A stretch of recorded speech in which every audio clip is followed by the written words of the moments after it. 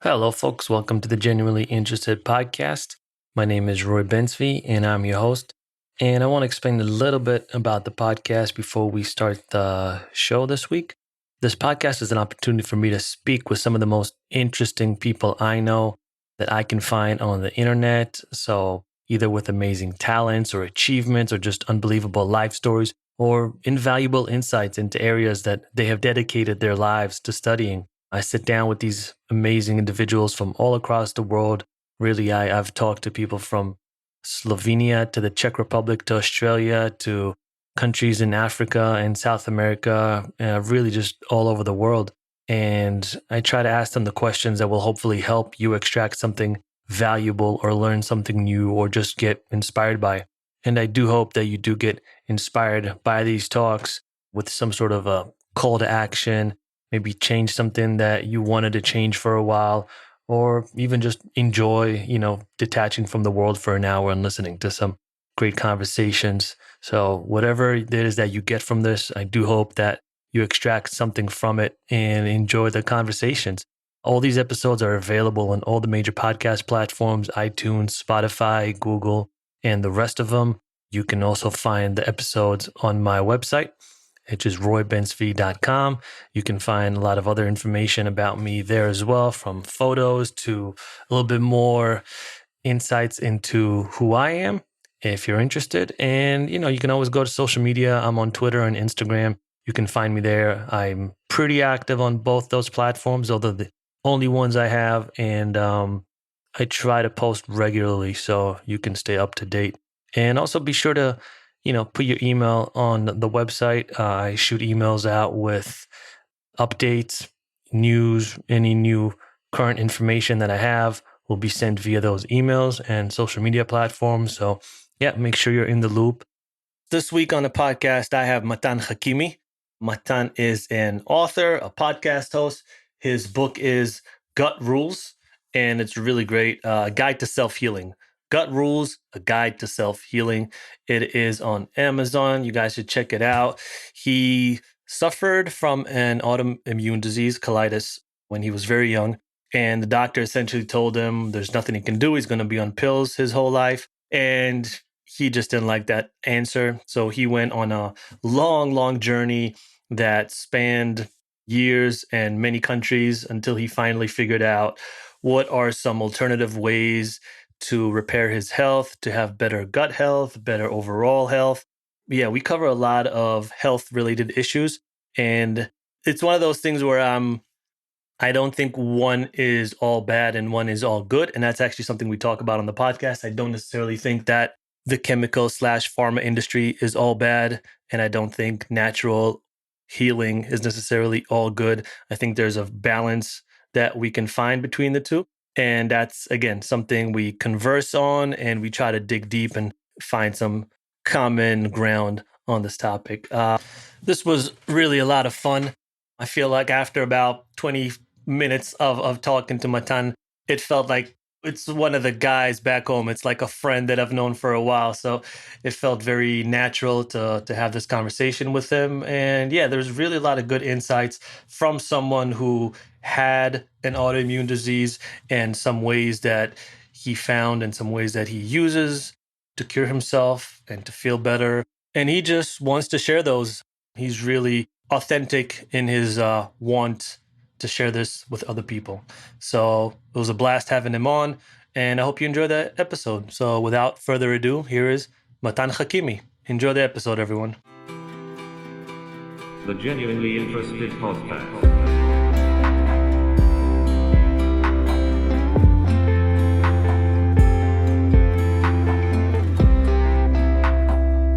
Hey, Matan. How you doing?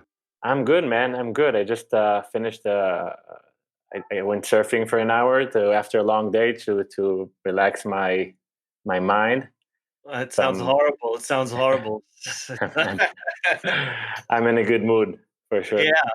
Yeah. I mean, you're in Tel Aviv, which is, for those of you that don't know, it's pretty much, I don't want to say summer all year round, but it's close to it.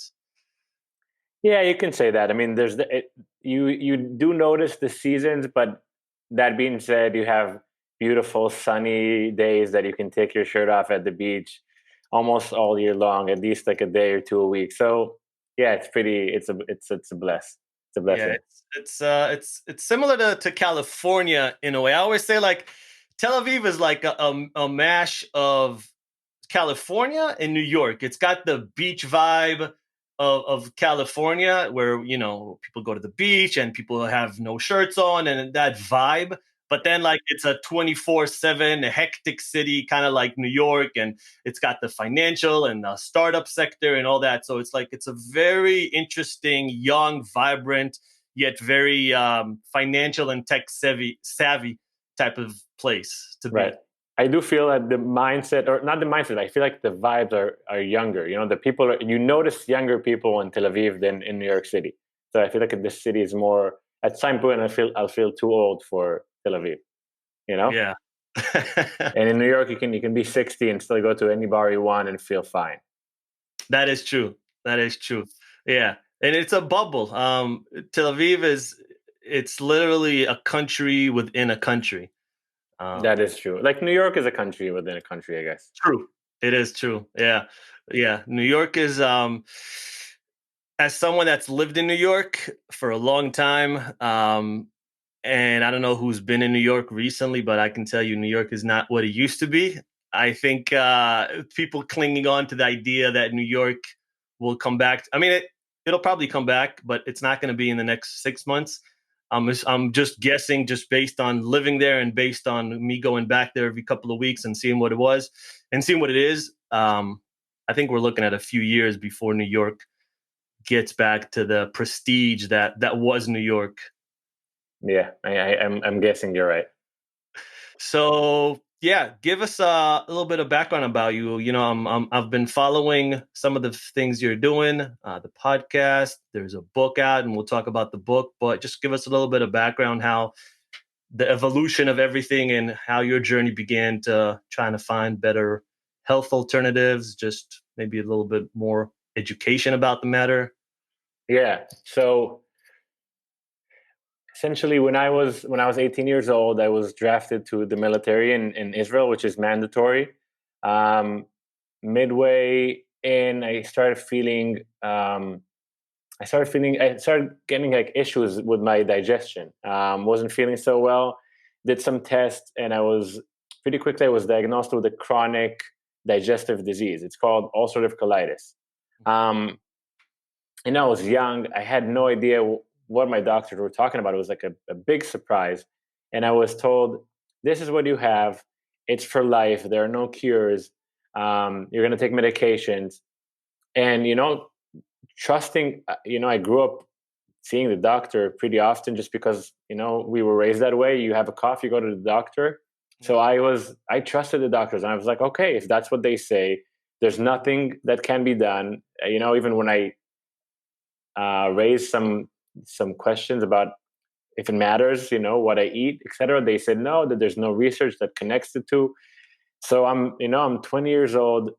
I have this new issue. I'm dependent on medications. I'm not feeling well, and I'm being thrown off back to life with a new, like, I don't know, with a new reality in a way, and I'm trying to make a long story short, but You can make a long story long, man. We have all the time in the world. that's true. So I get released from the military. I moved to New York City, and then my condition starts getting way worse. I'm tired all the time. I'm bleeding from my digestive system. Um, I'm constantly in the bathroom. I'm tired. I said I'm tired. I'm just not myself. I lost a lot of weight, and that was like a huge shock. I felt like my life was taken away from me. I had no control over my health, and that's how like the next few years were like just like better time, worse time. But all in all, I feel like shit because I'm I'm this guy that used to be like, healthy and cool, and everything was like as the same as everybody else. And now I'm different. Now I have limitations. There's many things that I cannot eat. I don't drink anymore. Um, I'm not as calm. Like I lose my confidence from it, and and that's how my life. Um, the beginning of my 20 are they just start in this negative um, And it's so mindset and feeling. and it's so young. It's so young, it's so young, and you feel hopeless because you're being told that there's nothing you can do.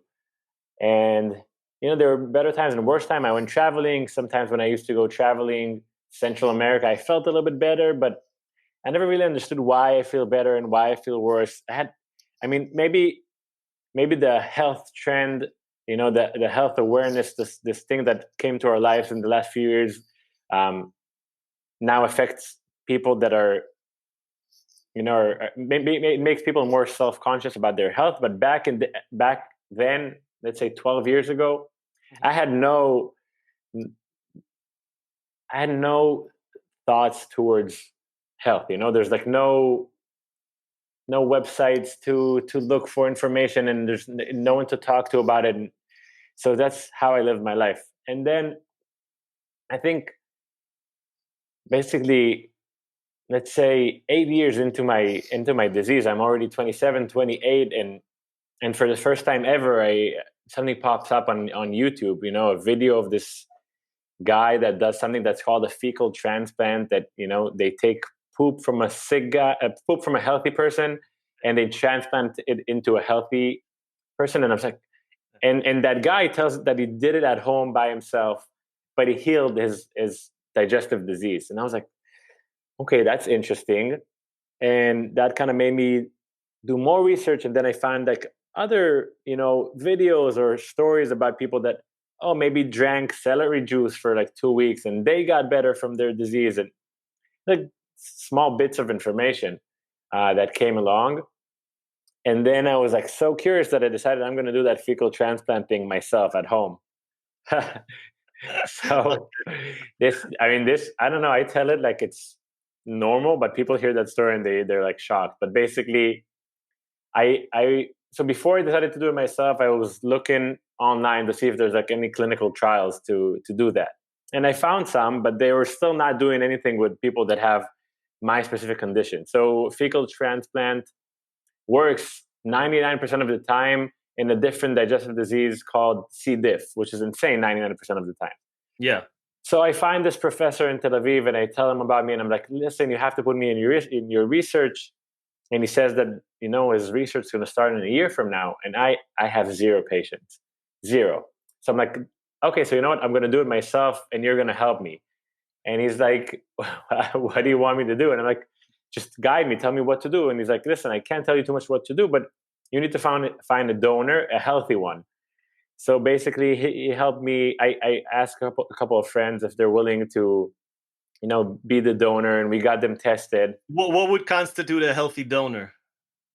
Um, I wasn't so health savvy at the time, but I think just making sure, they don't have maybe parasites in their stomach, that they have good blood tests, I guess, just Yeah. no prior illnesses, etc. I can't remember exactly. Okay. So one friend fit that description. So I came to Tel Aviv, and we set a date. And one morning, that friend comes over with a to-go box filled with and I take it. I go home to my mom. I had to have someone's help, and my mom just made the bathroom in her house to look like an emergency, or like Like an ER? like an ER. Everything was just covered, and everything was like prepped, like just prepared for surgery. Yeah. And we did. And so basically, to make a long story short, and I think here it's necessary, we did it, and it did not help. It didn't do anything. But that was like the first step into realizing that maybe I can control, maybe I can be the one that makes decisions about his own health. Mm-hmm. um so that was how it started. Then I started reading articles, and I used to find these small bits of information. I found this article from this doctor that was more into functional medicine, which is like an up and coming field, and in medicine that goes after finding the root cause of the problem and not focusing on symptoms and just pouring medication on someone without trying to figure out why they're sick to begin with. Yeah. So, there was some stuff about dairy and why dairy could be problematic, and also about wheat and flour and sugar. So I just started taking those things out of my diet. And then the next thing that happened was that I was on vacation in Israel. I think it's like probably like 6 months forward. And my mom calls me to tell me that she met this guy, that his daughter has an autoimmune disease. And to help her, he stings his little daughter, which is like 4 or 6 years old, with live bees. Yeah. He takes bees and he stings his little girl with bees. And I hear that and I'm like, that sounds fucking insane, but I want to do that. I immediately tell my mom, find out how, who, and I'm going for it. And I get the number of this woman, and she practices a field that's called apitherapy. Apitherapy is basically a very agent practice using bees, their venom, and all the products that they create, from honey to propolis and pollen, and to improve our health. So I go to this woman's house one day, and she has bees, and basically she takes the bees and she stings me with them. So she has a small box with bees. She takes tweezers. She holds a bee. She puts it on my shoulder, and the bee stings me. Mm-hmm. And apparently, what that does, it creates an immune response that can potentially strengthen your immune system. Okay. So I do that twice, like 2 sessions. Every time I do it, both of my shoulders swell up. They're burning from inflammation. I'm itching, and everywhere I go, I take ice with me to make the pain go away. So even if I sit at a bar in Tel Aviv, I'm icing my shoulder. And then I go back to New York City, because I had to go back, and I wanted to, to keep that treatment alive. I was so curious. And that woman in Tel Aviv tells me that she has a former patient that lives in New York, and she has this guy that is doing the same thing with her. Mm-hmm. So that Israeli girl studies in Columbia University, and she has a professor of art that's called Kiki Smith. She's apparently one of the most renowned sculptors and painters around these days. And her husband, his name is Zoran, and they live in upstate New York in the Catskills, and he's a beekeeper and also helps people with their health. So I call that guy, and I'm like, hey, I got your number. I have a health condition, and I was told that you might be able to help me out. Mind you, I'm 28, and I'm having a conversation with this guy, and this guy is the first time I start hearing how the medication I'm taking are suppressing my immune system. I had no recollection of that at all, like no understanding of that. And that were these pills or injections? What I was taking? Yeah. No, pills, but apparently almost every medication out there works by, in a way, suppressing our immune system, to take care of the symptoms. So he tells me that, and he tells me about bees, and he tells me about how healing is an option and how he can help me heal. And also he tells me about, the power of the bees, and how the propolis can be better than my medication. And I'm listening, and it's interesting, but at the same time, my Jewish mind is telling me, this guy, he wants me to come to the Catskills. I never left New York City in my life before. It's like a 3-hour drive. He's like selling me this idea of he's gonna, help my health. And all I can think of, all right, man, just tell me your price, and I'm gonna be like, fuck you, and I'm gonna hang up the phone. And after, long conversation, I'm like, okay, this all sounds very nice, but how much is this gonna cost me? And he says, I believe in intent. And I'm saying, what does that mean? And he's like, I don't charge people. If I want to help them, I just help them. And I was so rattled in that moment, like from emotion, because I was like, I can't believe people like that exist, and also it made me realize how pessimistic I am. I didn't want to believe him at all.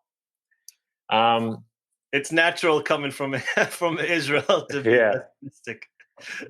Yeah, I think in general in the health world, there's so many people that claim they can help you. It sells. People are desperate, and it's easy to say, I'll be the one that will help you. And maybe some people think that they can, but most people cannot.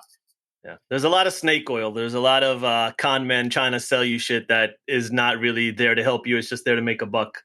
Exactly. So, he tells me, listen, I'm out of New York City. I'll be back in 2 weeks. How about you order some propolis online? He tells me that propolis is basically this goo that helps the bees protect the beehive, and it's antibacterial, anti-inflammatory, antimicrobial.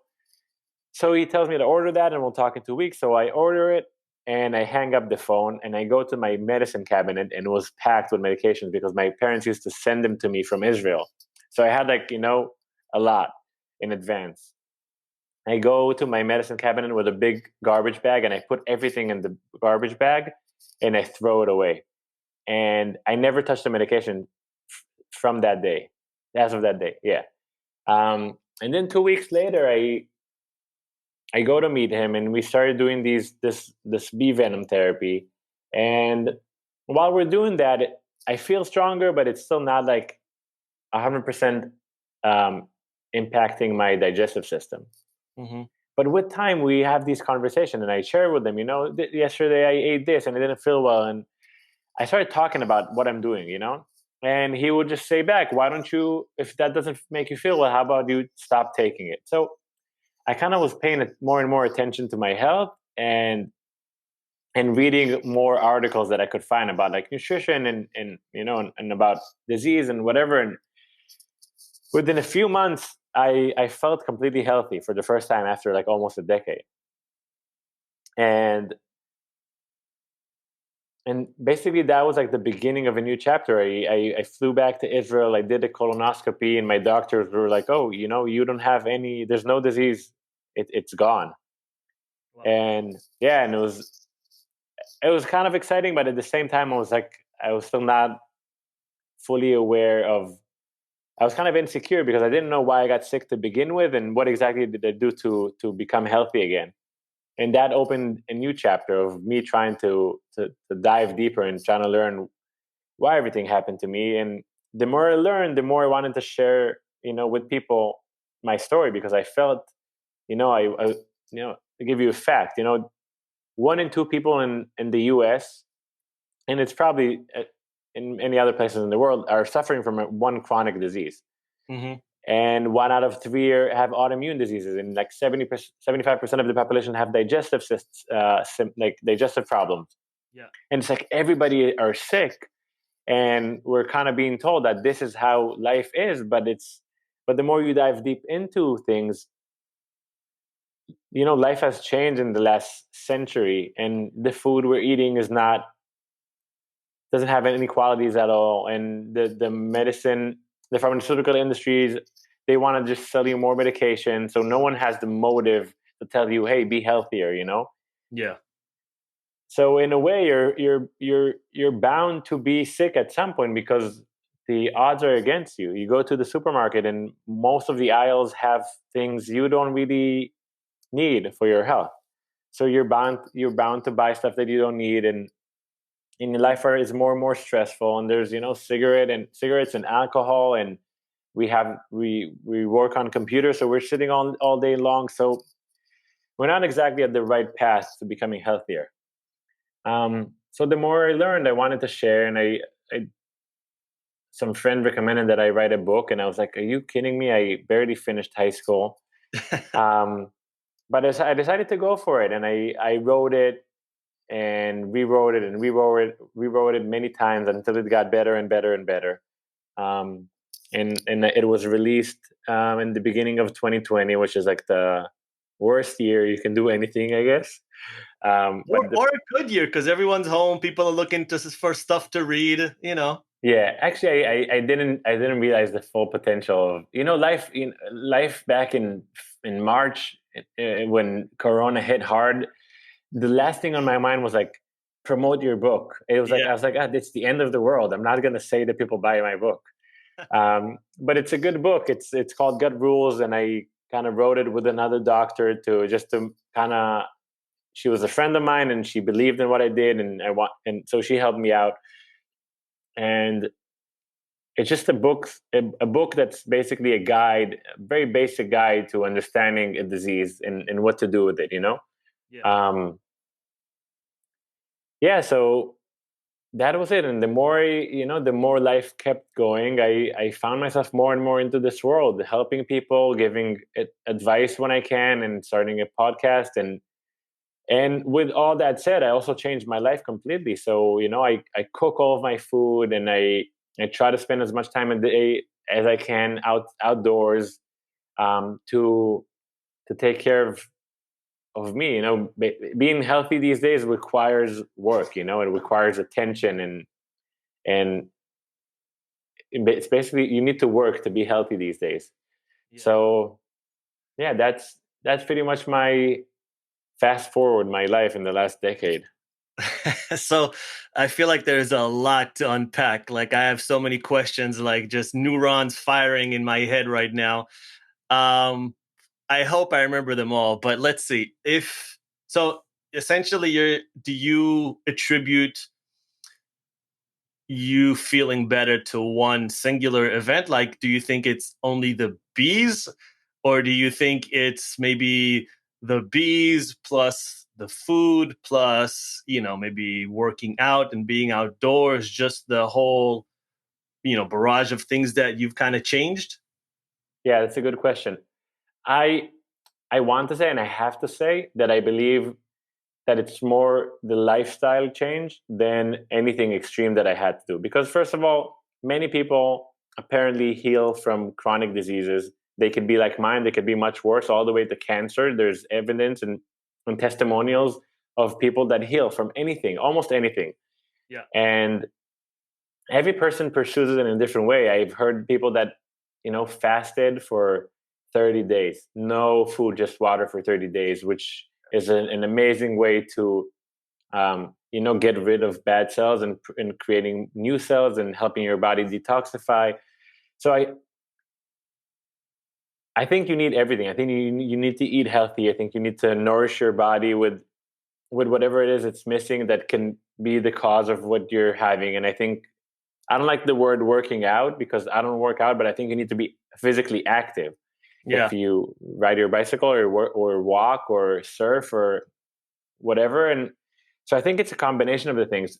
I I think the extreme experiences kind of made me, I don't know, they made me kind of appreciate life, and they made me connect more with nature and understand how powerful some things out there really are.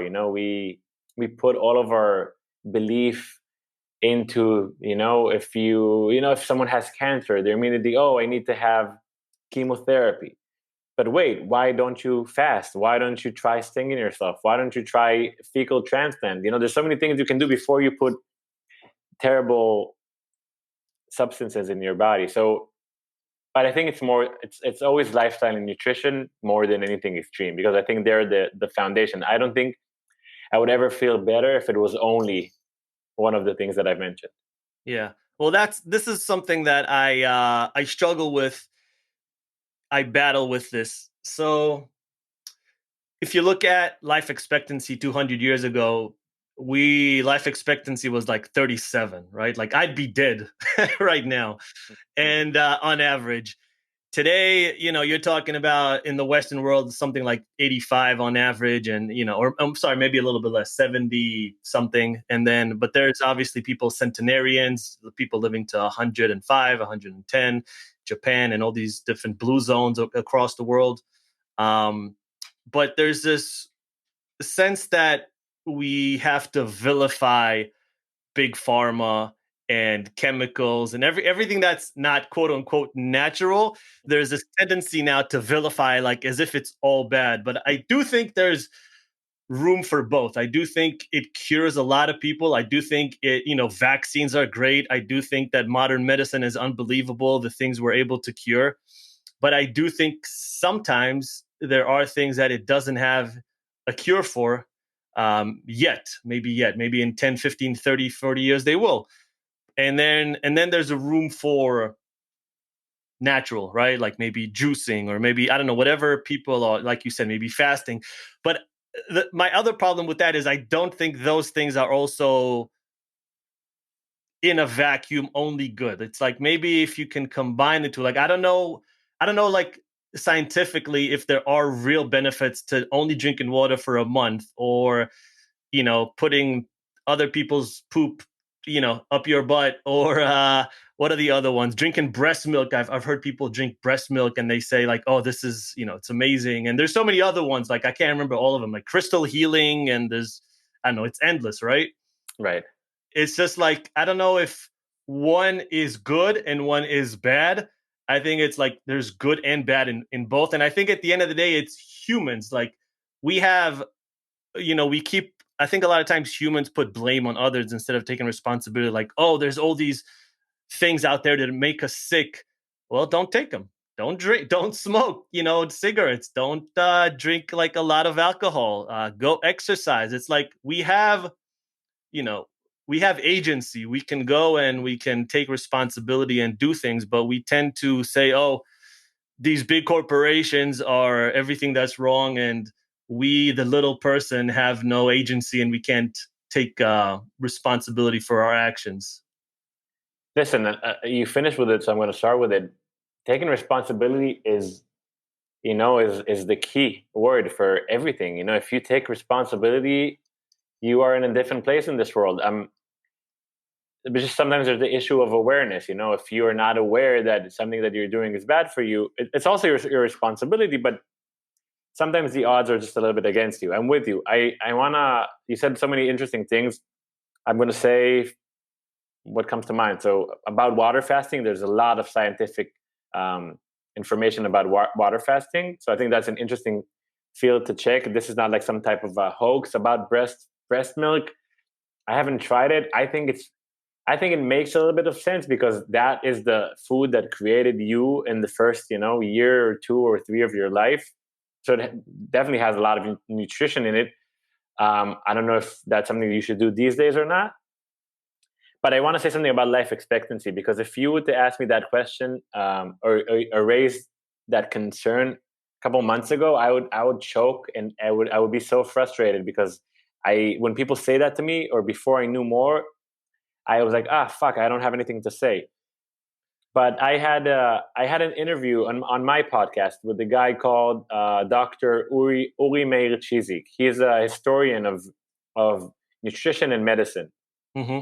And he explained to me that what we know about life expectancy being around the 30s is, we're talking about average.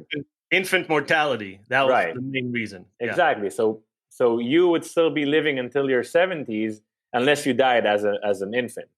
So people didn't die in their 30s. They just, because they were infants, that could affect the curve.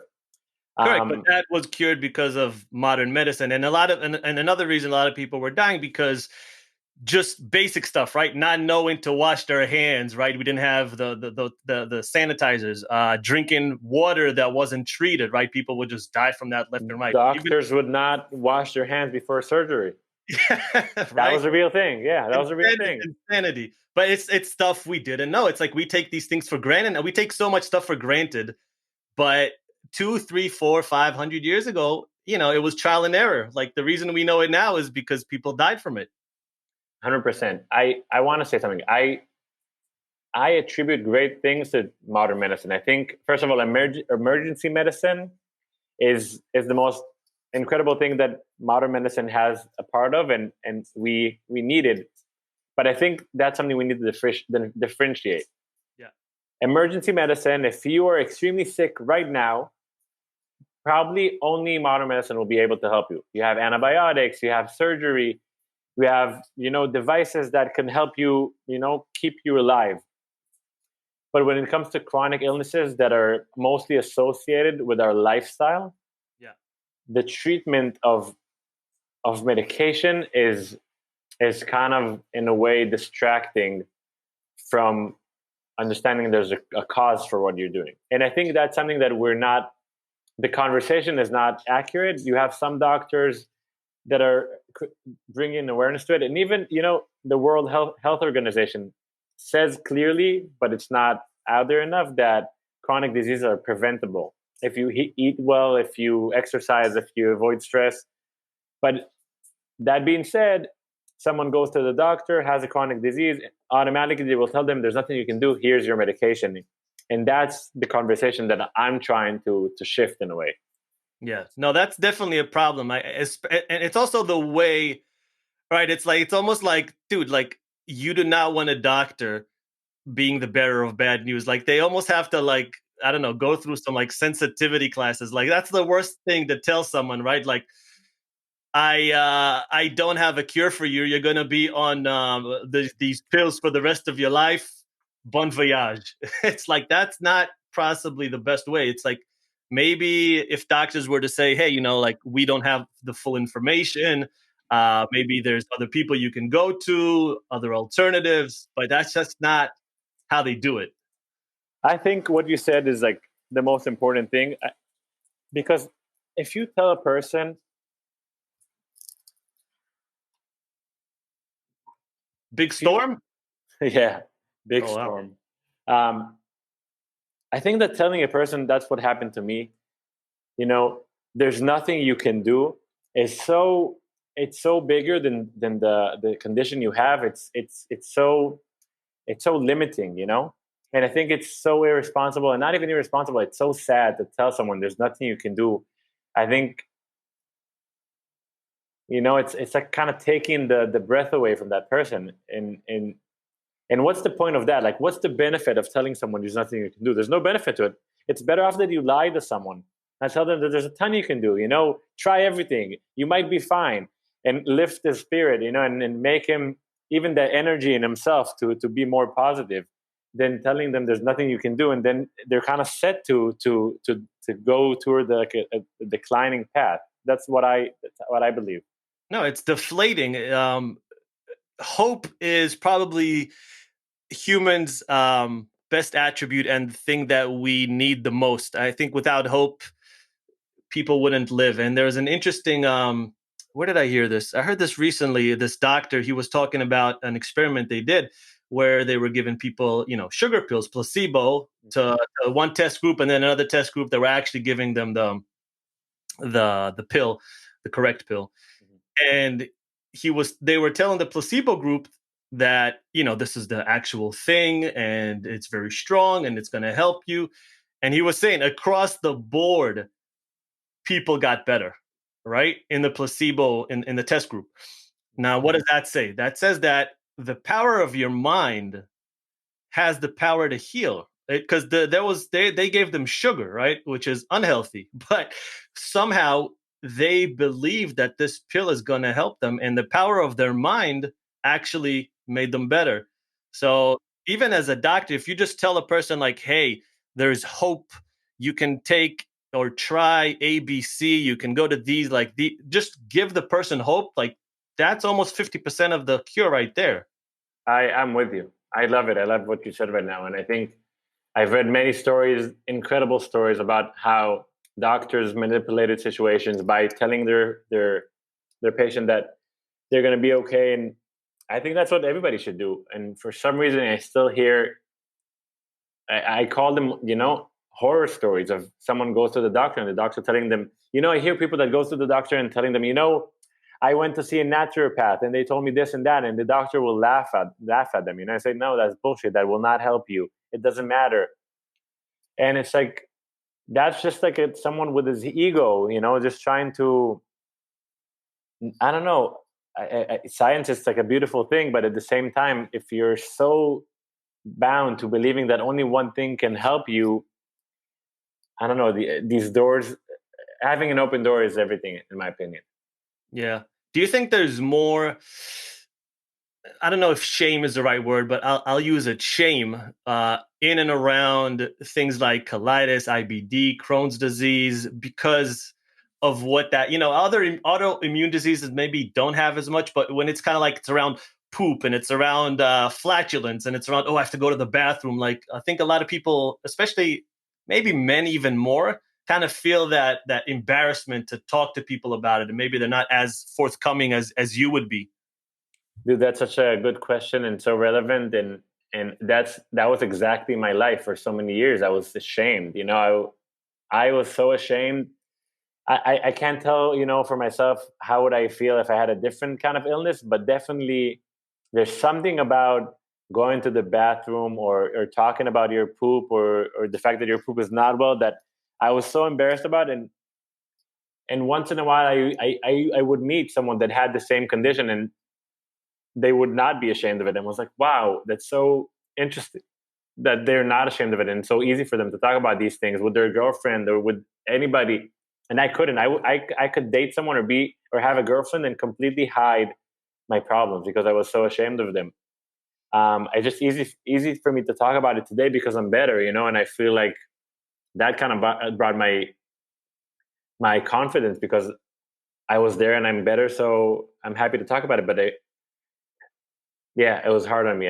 I'm definitely, you nailed it with that question. Yeah, because I'm a little bit on the same boat. Like I'm lactose intolerant, so I stopped drinking dairy when I was or consuming any dairy when I was about 15. Mm-hmm. And for the longest time, I felt really bad about it because all my friends, would lightly make fun of me. Oh, you can't drink dairy, you can't drink milk, you can't eat pizza. And I felt bad because fuck, I want to eat pizza. But as I grew up, I realized that actually the majority of the world is lactose intolerant, and we're actually not supposed to be drinking cow milk after, it doesn't make sense as an adult to drink it.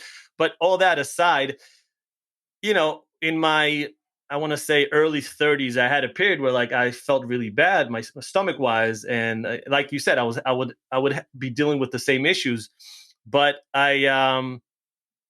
I never wanted to admit it. And again, I got checked a couple of times. They didn't find anything. They checked out, and they said we don't know what you have. Maybe it's just a sensitive stomach, but they never found anything. So I was like, all right, it is what it is. And I just started to try to figure out what's good for me and what isn't. But I definitely felt this sense of not talking to people about it because I don't want to admit that there's anything wrong with me. And if I don't admit it, there isn't anything wrong with me in my head. And B, there was a shame around it. It's almost like I'm a weaker person because I have this thing that is a weak stomach, as a guy, especially like an Israeli guy, that was just kind of my mindset at the time. Listen, we live in a world where being a man has a meaning. If it's um, if it's reasonable or not. I think it's not. But you or a man are expected to be, physically strong. You should know how to navigate. You should never cry. You should be. That's what we're expected of ourselves. And then you should be a provider. You should be, a good husband, a good father. And then having a weakness, it's like, fuck, that interferes with my manlyhood. If you look at the, at the Bible, you have David, he was strong, he fought. And then, oh, what, you have stomach issues? It's almost like ridiculous. So it's definitely a sensitive, a weak spot for a man to have any type of sensitivities. But I'll say, and I gave that number earlier, that most people have digestive problems, and apparently most of them don't talk about it. I remember when I still had colitis, I had a good friend, and I think we talked about my condition, and she was into health as well, and she said, but how is it like interfering your life having that colitis? So at the time I said, I'll wake up in the morning and I'll go to the bathroom 3 times, and she's like, so what? I go to the bathroom 3 times in the morning. And then I realized that because I don't talk about these things or people don't talk about it, I imagine my condition is way worse than everybody else's, but apparently many people have the same symptoms. Yeah. So that's interesting. There's a benefit in sharing, then you might, it might leave you exposed, but at the same time, you might learn that you're not that different than you thought you are. Yeah. Well, yeah, that's the risk, right, of opening up. You are at risk of, you're open, you're sensitive, you kind of, you speak about yourself about something that most people don't want to speak about, and especially with the internet, you know how people are very sensitive on the internet, right? And people is just, you're out there to be prodded, and people could make fun of you, but I also think the people who make fun of that are losers. I think there's a real benefit for people who are ashamed of it, who are affected by it, and they're not specifically by this, by anything. And when there's someone that comes and says, "Hey, like I'm suffering from the same, and I know it's embarrassing, but I've solved, or I'm on the way to solve it because I've done ABC." I think that's inspirational for people, and that gets them to open up. And when they can open up and they can talk about their problems, they can potentially solve them as well. Just as an example, my well, I mean, not a great example maybe, but my cousin who lives in Australia, he's had Crohn's for, I want to say, probably 20 years now, and it has deeply affected his life. He's, at times, I know he's scared to go out because, oh, what if there's no bathroom around and I have to go to the bathroom? And it's just like, it's kind of stuff that, again, like going back to being guys, like you kind of laugh at that, like, oh, dude, you have to go to the bathroom, what are you going to do? And it's a funny thing, but when you're experiencing it, it's frightening, right? It's like, oh, I don't want to embarrass myself, I don't want to go out. And then you start to become this reclusive person that doesn't leave the house because I don't want to be embarrassed, and I don't want to be frightened when I'm outside and I don't have these options. So it is life changing. It is life changing. Um, yeah, I think that's why it's so important to talk about improving our health, because just thinking about it, what you're saying, like I forgot how it felt because it was so long ago, but I had times that I was afraid to leave the house at some times of the day. Mornings were like the hardest time for me, so if I had like an early work thing, I would be nervous, and who knew that I can improve it. So I think that's like why I'm doing what I'm doing, and you talking with you reminds me, because sometimes I forget. But I think your cousin could have a better life. And I think you're saying about how modern medicine is helping us, but at the same time, I think modern medicine is kind of helping us when it comes to chronic disease maintain our condition in a way. It doesn't really fix it.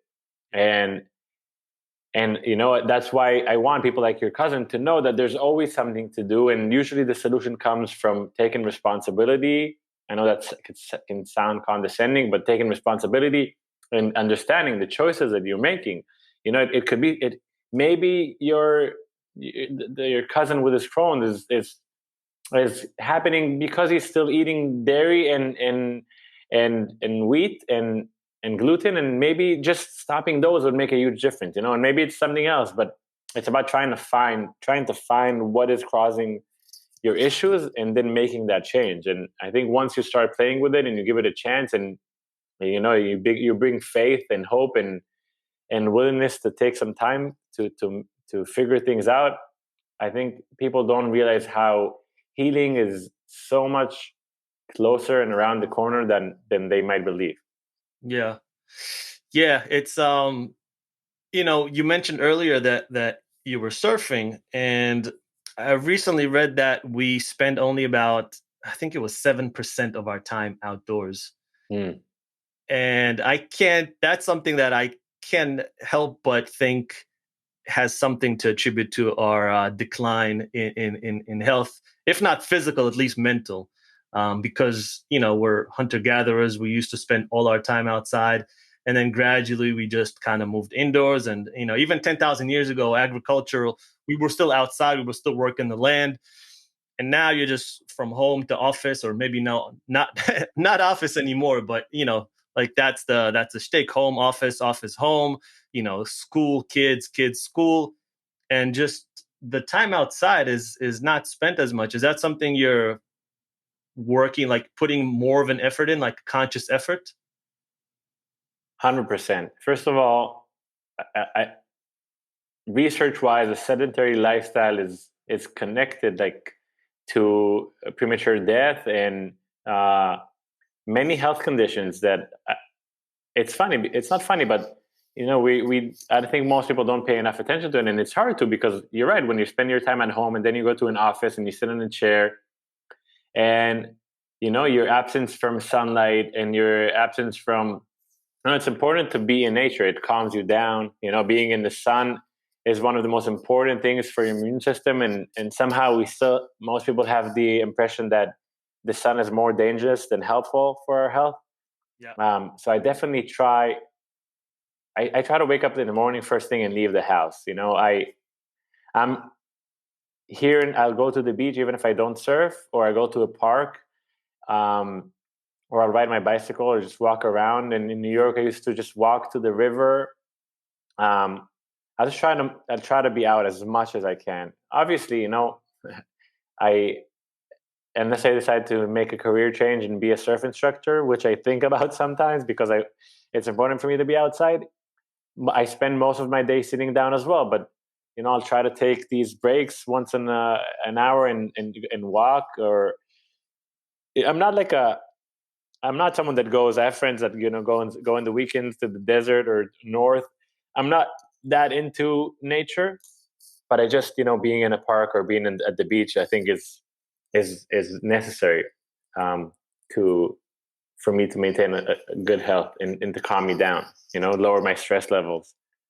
Yeah. I'm here ever since I moved from New York to here up to Connecticut. Connecticut's essentially one big forest with some houses spreaded between the trees, and there's so many hiking trails up here. And even if you leave the city and you go upstate New York, there's shit ton of hiking trails and mountains and snowboarding and snowshoeing. Like they'll I don't know, kayaking. You can do so many things, especially here in the U.S. It's a playground out there for you to do whatever it is that you want. Like I said, from surfing to snowboarding and anything in between. Mhm. And it's it's a little bit of a shame that it's maybe not accessible for people who live in a big city. So they have to, like you said, they have to go to the park, or they have to go maybe to the local river or lake or whatever it is, and they can't really. It's just, I feel like it's just maybe not as accessible to everyone, But ever since I moved up here, I can tell you there's been a massive difference in my mental state just from going on hike or two a week. That's amazing.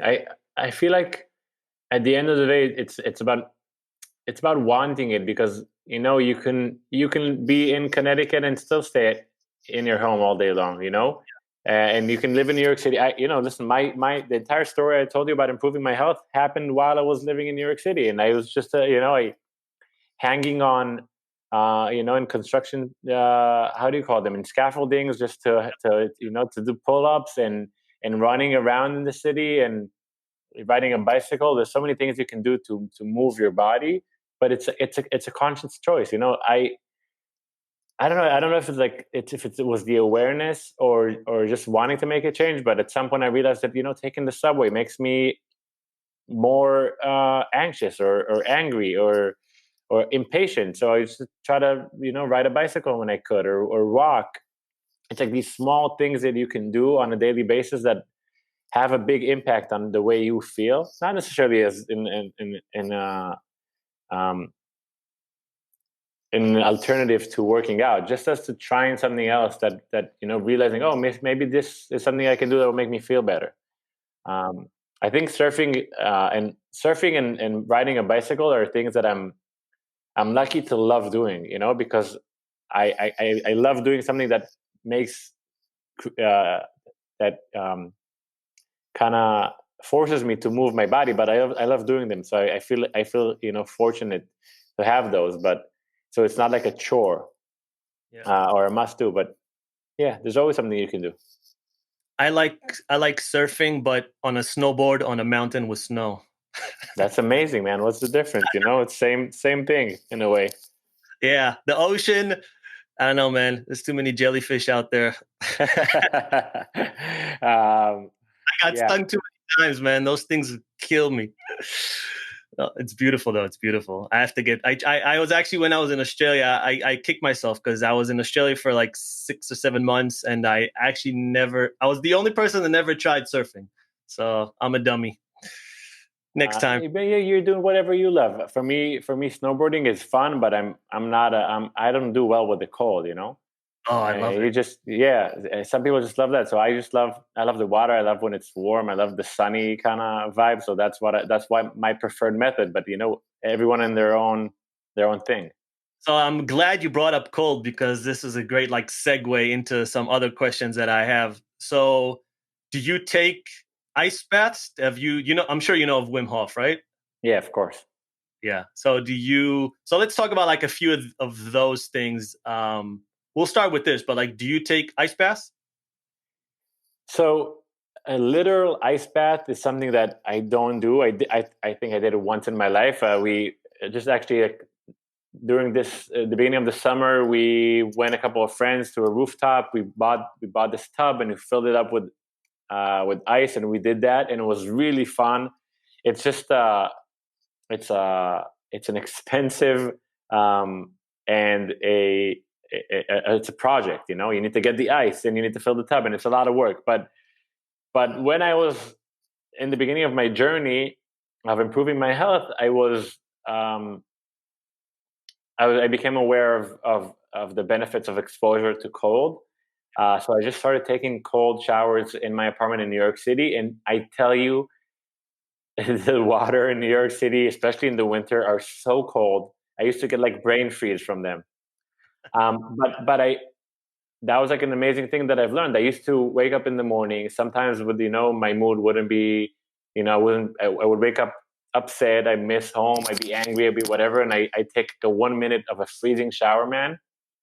A shower that I'm shaking, and I can't even think about anything because I'm so in pain from the cold. And I would step out of the shower after 1 minute, and I had a smile on my face Yeah. because that's what the cold does to you. So definitely, I implemented at the time a lot of cold showers. These days, I don't do it as much, just because I feel okay, so I'm not looking for it. But once in a while, I like to explore those things. If I would live next to a cold lake, I would probably take a plunge once in a while. And now that it's winter in Israel, I'm surfing still. I'm going to surf all winter. So yeah, I'm a fan. I'm a fan of everything that's like extreme. I love those things. Yeah. There's it's funny. I went. He came to New York about 2 years ago, and I went. I did the seminar. It was like Mm, a full day, and it was I think it was March. So in New York, March is cold, right. and we did the ice bath outside. And No, wow. while you wait in line, you're in your, you're essentially in your underwear, right? But like a bathing suit, you're in a bathing suit, and that's it. And it's already like 0 degrees, which is 32 degrees Fahrenheit, Wow. and you're just kind of doing. But the thing is, like, for him, it's not only the cold plunge. There's a whole not ideology, but methodology of breathing, of keeping your body warm, of movement. So there's a whole thing. It's a lot of fun, but I can't do I can't be in the shower and put cold water on myself. I can't do it. Right. For some reason, I just can't. But it's much easier for me to get into like a bath that's filled with ice and just sit there, like, just, I don't know. I get in a different headspace when I'm doing that, and I can just focus, because that's really what it is. It's like, if you're shaking and you're breathing heavily, that's not how it's supposed to be. Like, he shows you, like, you're supposed to calm down, you're supposed to be loose, you're supposed to breathe into it. And that's actually one of the quote unquote like alternative methods that are out there that I really, really connect with, the cold exposure. I really think that has a lot of benefits. I love it. I can totally relate to it making more sense in a tub than in the shower. There's something about the water not being consistent and just falling all over you that it's kind of painful that it's not all together at once in your control. So I understand. And it sounds like an amazing experience. Where did you do that in New York City? In Brooklyn, I forget where it was. I think maybe Greenpoint. I don't remember exactly, but somewhere in Brooklyn. I love it. It sounds cool. Yeah. Yeah. It- Hopefully one day, like I'd love to plunge into like an ice kind of cold river. When people walk on ice and then jump in the water. Yeah. That seems cool. Yeah, you need to go to like they do it in Russia, and there's a few other places I know they do it like religiously. So these Russians are tough, man. so tough. Different league. Yeah, they're. I mean, I guess it's kind of like how Sherpas, right, in the Himalayas, they can do things that a Western human just can't. Right, their lungs Like are. what? So the Sherpas, they take all the stuff for the Westerners, the white people that come and right. want to ascend and want to summit Everest. And in the time that like a mountaineer will climb Everest once, like those Sherpas will climb it like 2 or 3 times because they go up and they set up the lines, they set up the ladders, they bring the stuff up, they set up the tents and all the stuff on all these different levels, and then they'll guide some people up to the summit. So they'll do it 2, 3, 4 times, and a Westerner will do it like the one time. So they can do things. If Sherpas didn't exist, people would almost like 90% of the people that summit Everest would not be able to do it, right? Only the top people would be able to. And I think it's the same with Russians, right? Because they were born in like those super, super cold areas. It's just it's in them, it's ingrained in them, it's like centuries of them doing it, so it's part of their biology. It's funny how for us Western, we'll take a cold shower and be like, oh, I'm doing something extreme, but then like a Russian would just jump in the water every morning, or someone would go into Mount Everest and feels like he did something incredible, but then that Sherpa would just do it like it's just his work. It's not even something to be proud of. Exactly. Yeah, our objectivity is not objective. Yeah, I guess we're kind of laughable, us Western in a way. In a way, yeah. Okay, so we covered cold exposure. How about intermittent fasting? That is something that I used to do often. Now I just do it like maybe like once or twice a week. I don't look at it that way per se. I think it's great there's many benefits of fasting, so the longer you take a break from food, even if it's like an hour longer than you used to, maybe now you're used to have like a dinner at 9 and breakfast at 9, so if you push it until 10, that is also great, or till 11. Every minute your absence from food, your body has more time to detoxify, to rest, to heal, and then there's like other benefits of intermittent fasting I'm not as aware, but muscle growth and so many cool things. So yeah, once, twice a week, I'll think about it and just be like, okay, I'm not hungry, I'm not gonna have breakfast, I'll wait and I'll have lunch later, but I'm not like strict about it. Do you have a schedule that you put in place? Like you wake up at 7 a.m. and you go do this, and then at 11 a.m. you do this, and blah blah blah, and then how you eat, or are you just super flexible? And then what was your diet maybe like before? I'm assuming it was just a regular diet, right? You were just eating the regular stuff. And then what did you eliminate and what are you eating nowadays? Yeah. So in the matter of like a routine, I don't have a routine at all.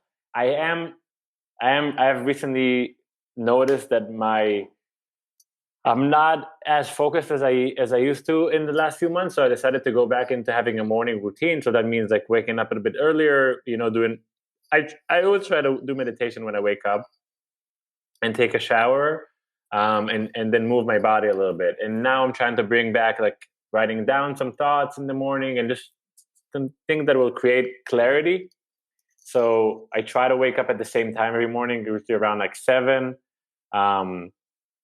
shower, meditate, and then, yeah. So that's like more or less it. When it comes to my diet, yeah, before it was pretty much standard. It could be anything, burgers, I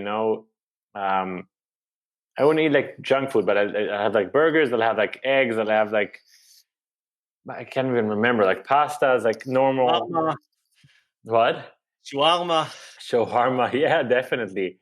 And then I think there were like a couple of things that were like the biggest changes that are very hard to do, but I'm a big fan of bread. I'm a big fan of bread. I'm one of those people that go to a restaurant and I don't even care about the dishes. Just give me bread to dip in the olive oil or whatever you bring with. Yeah. I'm the same.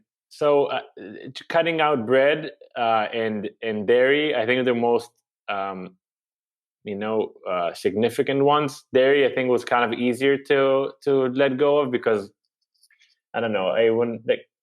I guess like maybe besides of like morning cereal, it was easy. I let it go a while ago, but bread There's was also alternatives, right? There's alternatives to dairy. You have oat milk and almond milk and coconut milk, so you have good alternatives. yeah, that's true. But so that was one thing that I gave up, and then the bread was the other. I remembered the bread at the beginning because at some point I noticed I read a lot about gluten, and I realized that it might be a big problem. So I decided to give it up, and I'm talking about like I used to have like 4 pieces of toast in the morning. It was a healthy breakfast. It was like toast with avocado and maybe tomato and eggs, Yeah. but the bread was a big part of it. And I remember taking it off, and it was a big shock. It was like, how am I supposed to be full now? I'm hungry all the time. How am I gonna start my day without it? But that was like a big difference in the way I felt, eliminating that. And then with time, you realize that maybe that bread is not even helping you feel satiated. It's just making you full. So I added more like natural fats, and maybe just like instead of having 2 eggs, I'll have like 4 eggs. I'll still make sure I'm full, but just not from the bread. So that was a big difference. That, dairy, and then sugar was like the third one, which you kind of think you can say, I don't have sugar, but then you realize sugar is almost in anything and everything. So those were like the 3 things that I let go of. And then I think even more important is what I decided to introduce to myself. So after years of doctors telling me that, I remember like even that we're saying that what I eat doesn't matter. They would say, oh, maybe chicken breast would be better than a steak, and all these like stupid things. So at some point I started eating fish again, and even in steaks, that I didn't know at the time, but it felt really good. It was delicious and made me feel really good after I ate them, for my digestion, for my everything. And with time, I realized that these foods are like they're very nutrient dense. So you'll have a steak, instead of having pasta, your body gets a lot of nutrients. And apparently, if your body gets nutrients, it gets stronger. It can heal better. And a lot of diseases are associated with nutrient deficiencies. So if you've been absent of these high quality foods for a long time, that might be a trigger for you not being at your optimal health. So introducing these foods, and I can't remember how that happened, but morning smoothies was a thing at the time. So I'd have like a smoothie with blueberries and papayas and bananas and so many different fruits that apparently also had like a lot of nutrients that they would also help me out. So I didn't know what I was doing, but it was kind of an instinct, and it felt good, and that was the only way to find an alternative to what I was used to eat. So yeah, at the time that I was in my healing journey, my diet was pretty much kind of like they call it like keto or paleo, right? Mhm. So I didn't really follow those diets, but in retrospective, that was what it was pretty much. Like mostly animal protein, vegetables, fruits, and at the time I completely avoided, um, you know, um, grains and dairy. Nowadays, I introduce grains back because I started to understand why some grains are better than others, and I know how to prepare them. I think the way you prepare food, how you cook it, makes a big difference. So now I eat pretty much, I want to say quote unquote everything, because I still don't eat dairy or gluten, but I eat my diet is pretty versatile these days. Yeah.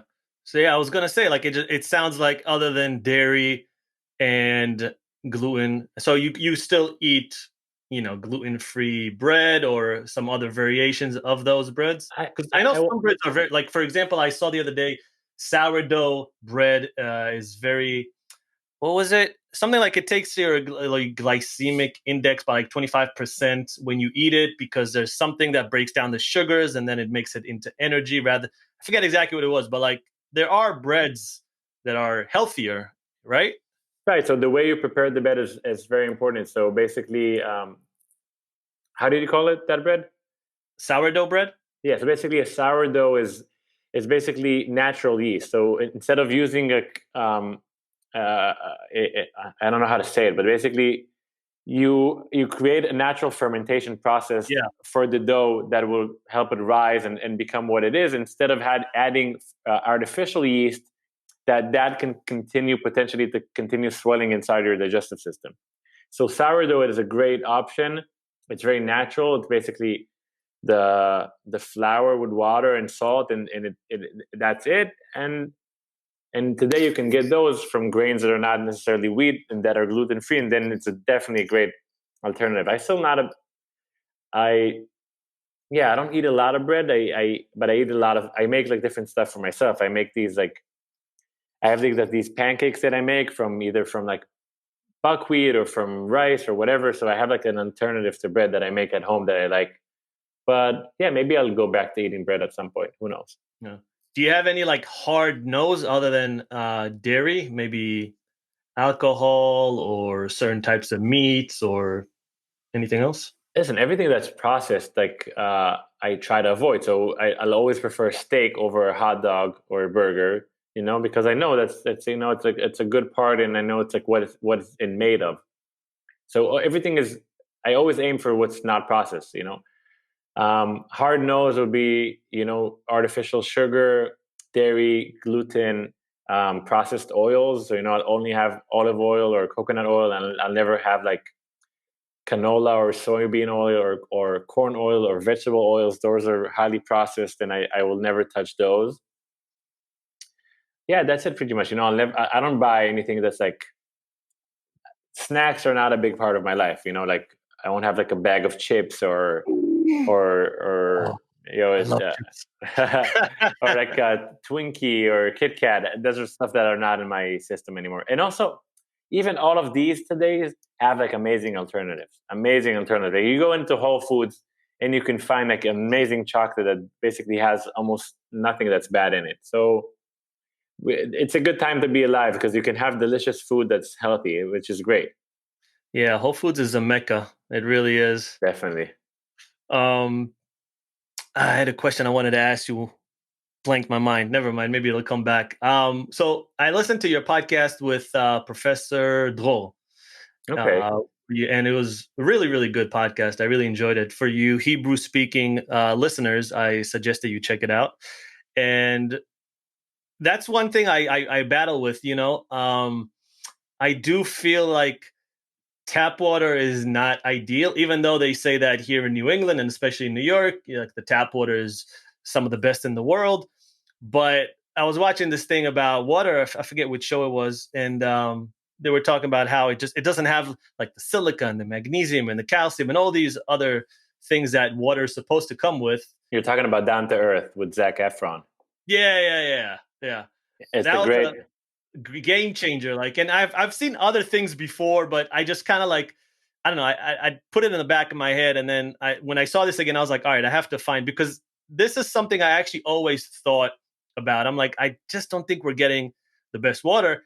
But I'm like, all right, but what is the solution? Like, do I really buy, 10 or 20 liters of Fiji water, right, every week and spend all that money and also the environmental impact?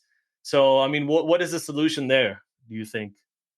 Hey, I think that's like a tricky question because there's no perfect solution. Like I mean, to actually forget. I don't know why you mentioned Fiji water. I definitely not spent a lot of money on water. I think the one solution that I found back when I was living in the States, which was, I'll have to say, very expensive, was a company from upstate New York that would ship you, water from whatever natural spring, and it also comes in glass bottles, so you're avoiding all the plastic shit. It was an amazing solution, very expensive. So if it's very expensive, I don't know if I think it's necessarily a great solution. What about a I, Kangen machine? a what? A Kangen machine? What is that? It's essentially a machine that is supposed Like a to. reverse osmosis?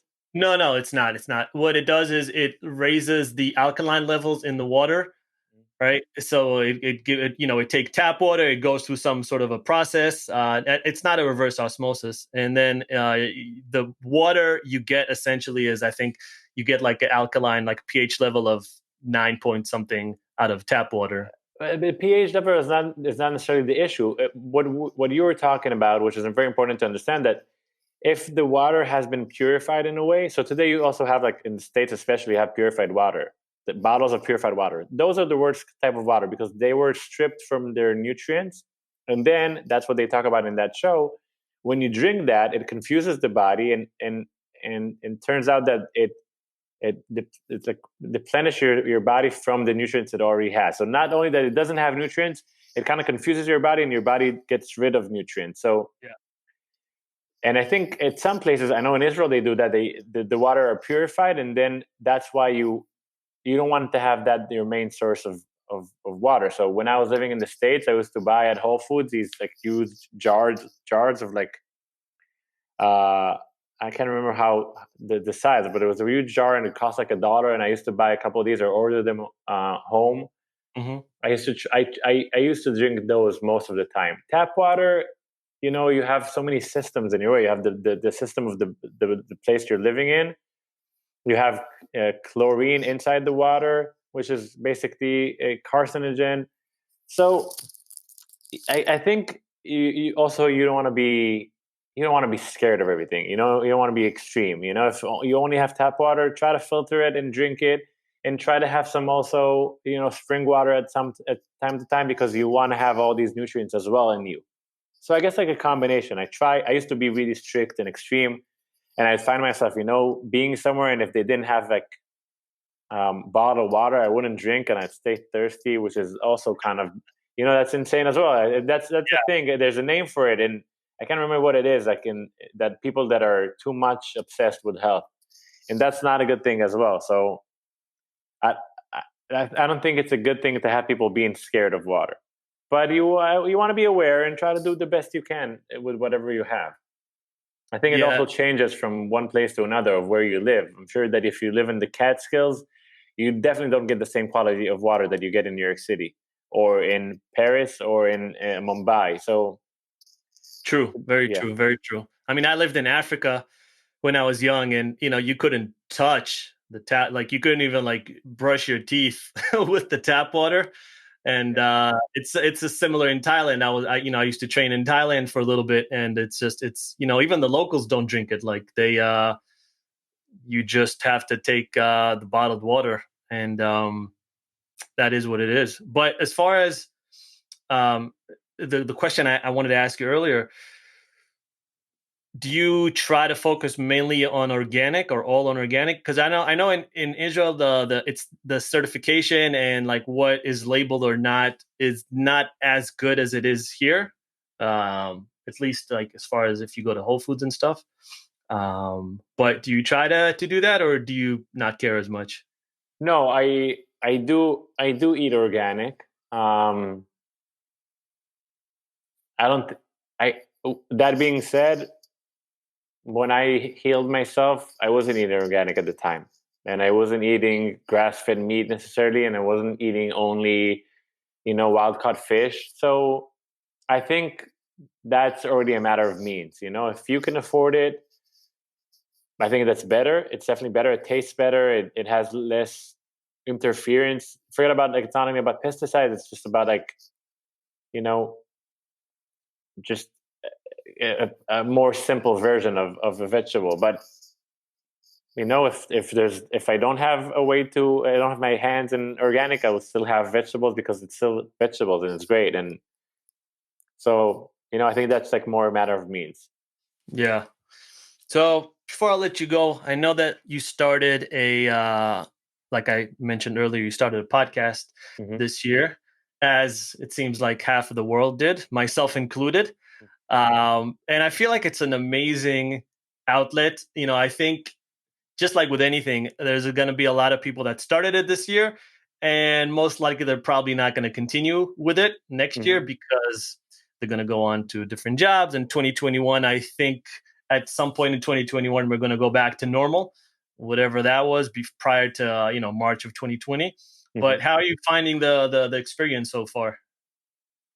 Um, I love the opportunity to learn from these people.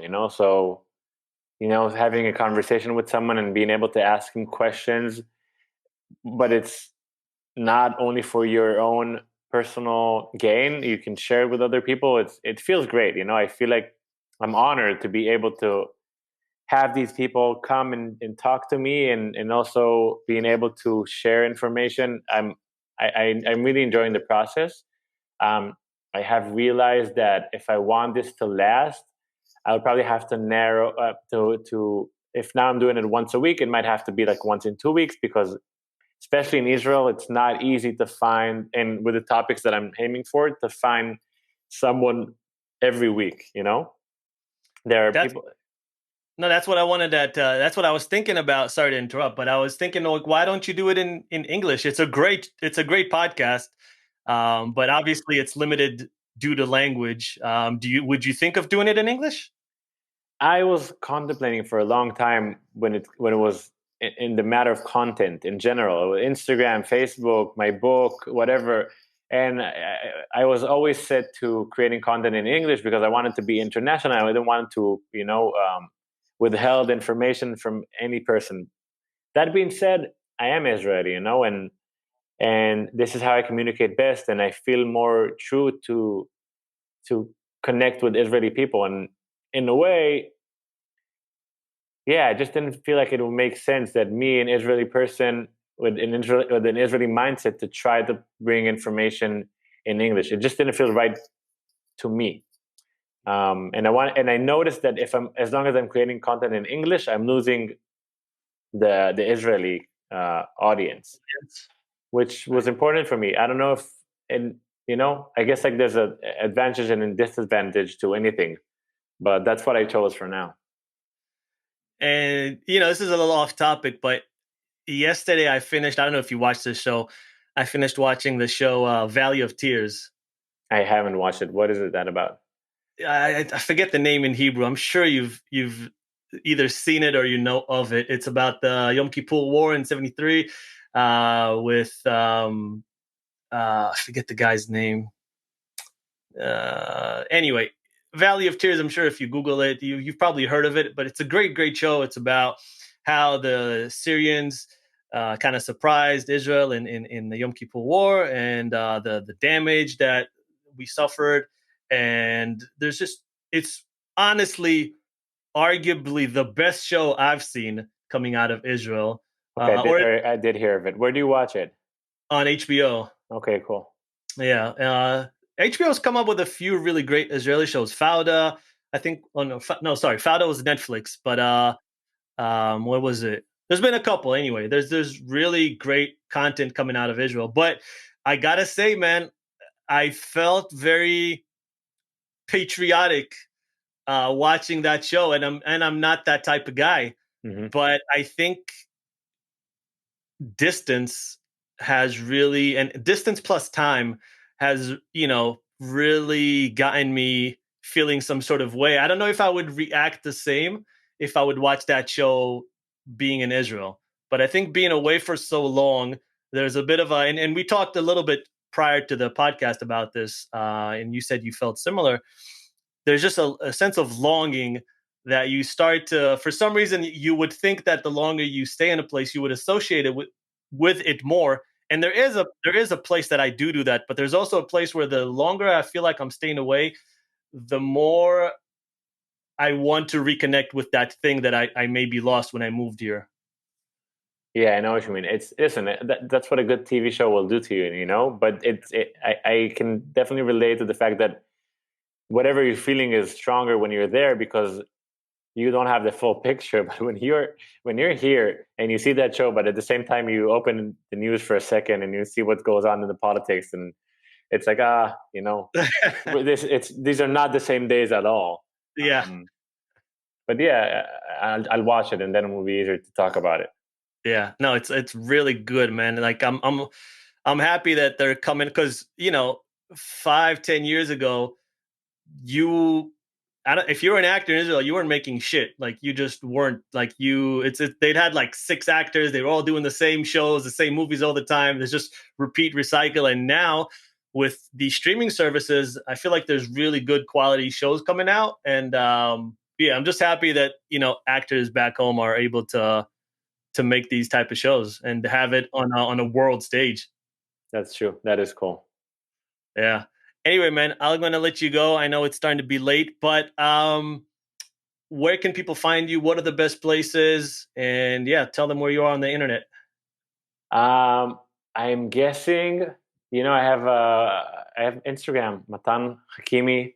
I'm Matan Hakimi everywhere, also on Facebook and my website, and yeah, so just my name, and yeah, love to connect. I'm always happy to get messages if people have any health issues and just want to talk and connect. I love people are reaching out to me. I love helping people. Yeah, that's awesome, man. And you can tell it's sincere and it's authentic, and I'm sure people will connect with it. And for you, like I said, for the Hebrew speaking people, check out the podcast. For those of you that are not Hebrew speaking, check out the book. I'm going to link all those things in the show notes, make it easy for everyone to find it. And yeah, man, I really appreciate the time today. Thanks so much, man. I'm honored. Thanks so much for having me. I had a blast. We'll have to do it again next year. Me too. Happily. All right, man. Good night. Take care, Roy.